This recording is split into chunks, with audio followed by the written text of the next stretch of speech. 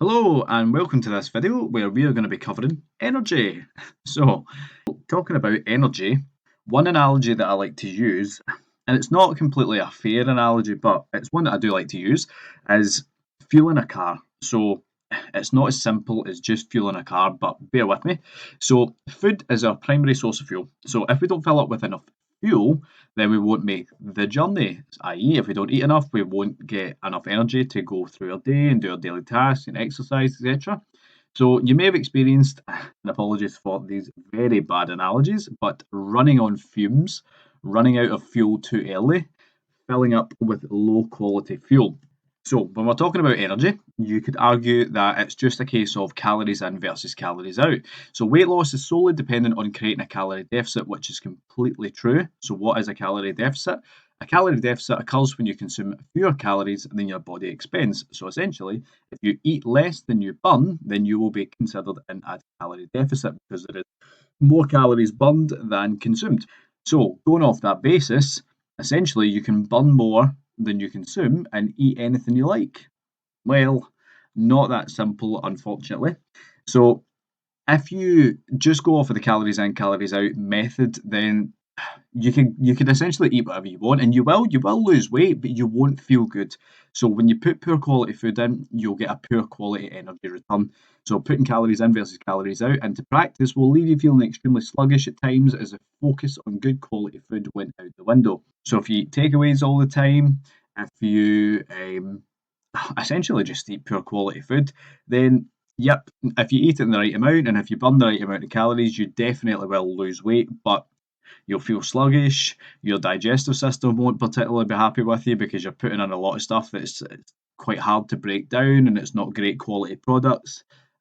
You might feel it during your training sessions as well because you're not fueled with the proper energy and the proper good quality nutrients that your body needs in order to perform optimally. So we have to be able to understand ways to gauge our energy. So you'll be asking yourself questions and you can write these down. Is what times are you most energetic during the day? What time frames in the day do you have low energy? How do you feel after eating? So that would be like probably within the first from immediately after to probably you're talking about an hour after, just to give yourself a good amount of time to gauge how you feel after that meal. How do you feel when you're working out? What times are you most likely to do certain activities? What drains you of energy? Do you drink a lot of tea, coffee, or energy drinks? Do you feel tired often? Do you wake up never feeling rested? Also, one I haven't put in, do you have to go for naps at any point during the day? Or do you feel like you could just sleep during the day? So, if any of those do apply to you, then we have to be asking questions of why. So, the main way of getting to the bottom of any of these questions during any of this program is going to be asking why all the time. So, if we can ask these questions and figure out why they're happening, then happy days, we're on to a winner.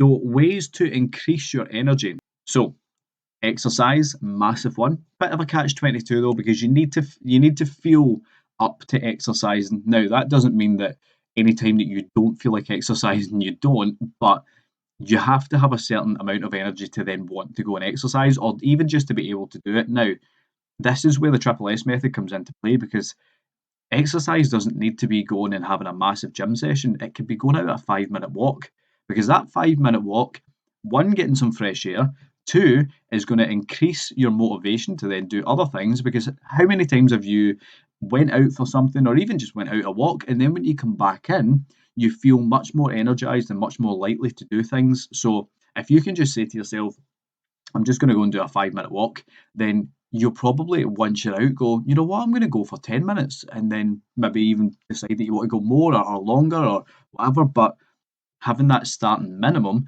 just means that you will be much more inclined to then do more once you start. Also, managing your stress, that's a massive one. That'll have a big, big role on your energy. Obviously, food, which we just spoke about. Doing things at your most energetic times.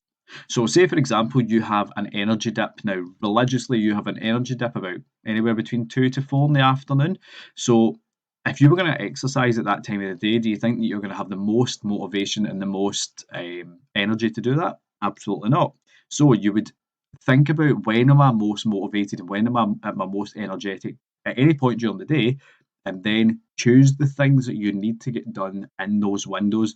And then if you have a wee dip during the day, and again, we can sort this out by addressing it, but say that we're in the midst of addressing it and it's still kind of happening a wee bit.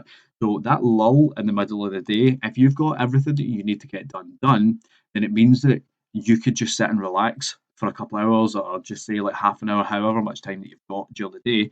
Then it means that you've done everything that you need to do and you can just chill for a bit, which is good because again, if you're having that wee lull of energy, it just means that it's taking the pressure off and you've not got anything that you need to do because you've done it at your most energetic times of the day. Also, avoiding foods that make you feel sluggish, bloated, and lethargic. So I would probably keep a wee diary of any kind of foods that make you feel a bit just a bit off afterwards. So if you do feel, if there's foods that make you feel really bloated, really lethargic, really sluggish, definitely start writing them down. Caffeine is the next one. That can actually be an aggravator for people's stomachs and digestive systems as well. So just watch out for that one. And also sleep. So if you aren't getting good quality sleep or not enough sleep, then definitely your energy will suffer for it. So we want to be making sure that we're getting. Now, sleep is very individual to the person because some people run absolutely fine off of 6 hours. Some people need 8 or 9 or even 10. So find out how many hours you feel really good and you probably can naturally wake up with. So you start to star around that time, and then that's the kind of time. So track how many hours that you had of sleep, and then keep doing that day after day after day, and then find an average of how many hours of sleep that you need, and then go from there. Because there's no point in saying, oh no, I definitely run off of 6 hours, no problem. But then you put that into application and say your schedule then gets much more busy, you've got less time, and then you're still doing 6 hours and you feel absolutely terrible for it, then it's not going to be ideal for your energy levels. All right. So you can put those all into practice and you can start gauging your energy by writing those questions down and answering them and then seeing what times of the day are going to suit you best for certain things. All right, so that is us covered energy. I will see you in the next video.